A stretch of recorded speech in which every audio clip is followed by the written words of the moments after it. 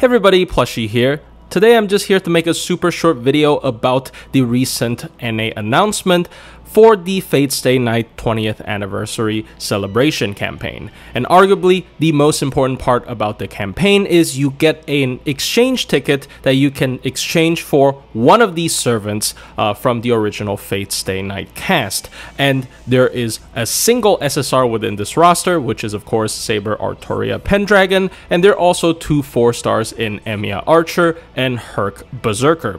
And for most people, you won't be picking the other low stars because they are all extremely easy to obtain. And your question might be, is there any reason to pick anyone other than Saber?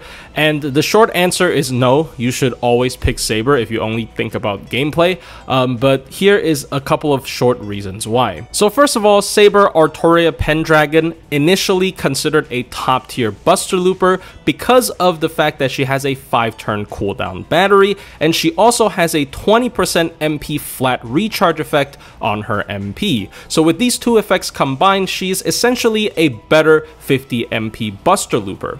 And she is able to run K-Scope with double Koyanskaya of Light in a no plug suit Buster Looping comp. And unlike most other 50 MP chargers, she's actually able to use a Mystic Code that isn't Atlas because her battery is a 5-turn cooldown instead of the most common 6, and you can run a more offensive Mystic Code such as the Arctic Mystic Code for the final wave for extra damage. However, nowadays, Buster Looping with a K-Scope basically is never enough damage anymore, so Saber has fallen off a little bit because of that, but then JP added a brand new variant to the Black Grail CE. This upcoming CE to NA is called Rising Mudrain, and it sacrifices a little bit of MP damage from Black Grail, but in exchange gives you a 2-stage overcharge boost for a single time. And remember the 20% MP flat recharge I talked about on Saber? Well, that actually scales with overcharge, so you actually gain 35 MP back from your first MP instead of the normal 20 if you're using Rising Mudrain.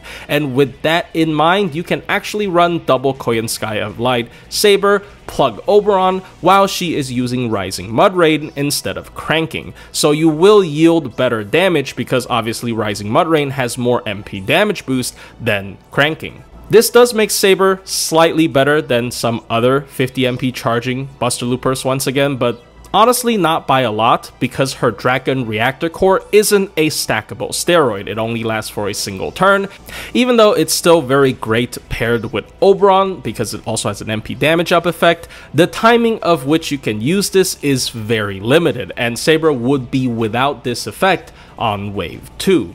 And also there have been other significant buffs to AoE Buster Looping Sabers, the most notable one ironically being Mordred, because she has a 3x3 turns mana burst that actually can double stack in Buster Looping, giving her a whopping 100% Buster up just from that skill by turn 3. And she actually can also run Rising Mudrain because she has the same MP flat recharge effect. So her damage actually eclipsed Saber by a little bit. I'm not saying Saber is horrible at Buster Looping, but in general, single core Buster Looping isn't that viable anymore. It's really situational. Add on the fact that Rising Mudrain is really rare, like it's just a perma pool 5-star CE that you have to pray to God to pull out of nowhere randomly, and if you want an MLB one, it's gonna take you a while, even if you are a moderate spender. And then finally, Saber isn't really good at challenge quests either. Like, yes, it's really cool to turn your entire hand into Buster with Dragon's Reactor Core, but that's not always going to be useful, and it's really bursty, and her other 2 skills don't really provide much value in terms of challenge quest performance.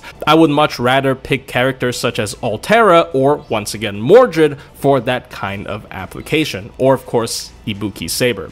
So Saber overall is not an amazing character, but still she has some applications today, and because she's the rarest, I still recommend picking her over anything else. Herc is realistically the only other servant that people might consider to pick over Saber, but honestly I think whether you have him and you want to raise his MP level, or if you don't have him and you just want him to exist in your Chaldea, neither of those are extremely valuable, and here's the reason why. So the most notable part about Herc is probably his Bond CE, which is called Castle of Snow, and it grants him a 3 guts effect that lasts forever.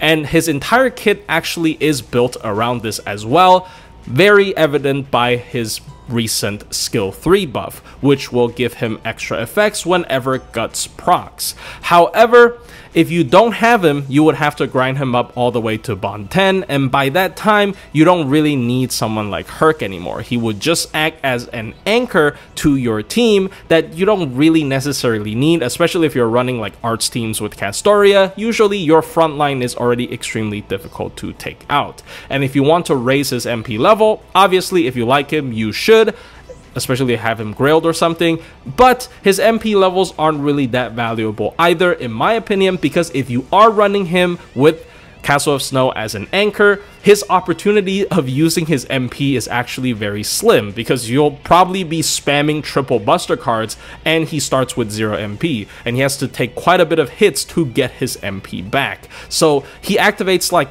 at most 1 to 2 times per run, so it's not really that great. And finally, Emiya is just not a great servant at all. He has gotten so many buffs throughout the years, but unfortunately it really didn't help him, at least in a major way. So his undeniably strongest skill in his kit is Hawkeye, which is a 100% star generation up and 100% crit up for 3 turns, which is a very, very good skill. So he is going to be mainly a crit DPS, but then you slowly realize that he has a triple arts deck, and that is a horrible deck for critting.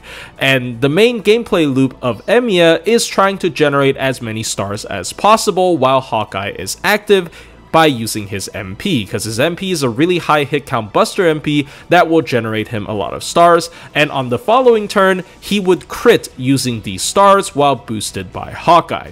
However, I don't think I have to explain to you why this is way too slow nowadays. And because of his lack of buster cards, he also combos very badly with 2 of the strongest current buster crit supports in the game, Koyanskaya of Light and Summer Scotty. So overall, he's just a crit servant that sucks at critting. He also got a very interesting buff that allows him to turn his MP into arts for a single turn, and he gets a lot of refund from that arts MP because of how many hits his MP actually has. But that does not help him in farming in any way. Basically, 0 comps came out of that, and if you are using Castoria with him, the other 2 buster MP turns would have really crap damage, and vice versa. If you're using double Koyanskaya with him, he's not gonna get enough refund with the arts MP turn to compensate for his lack of battery. So that is essentially a useless buff as well, and overall he's just a pretty crappy servant, not anything special. Anyways, hope you guys enjoyed this video. It's a very, very sloppy video, I know. I'm still kind of busy, but I kind of want to capitalize on the NA hype, so here it is. And I hope this is at least a little bit entertaining, and I'll see you guys in the next one.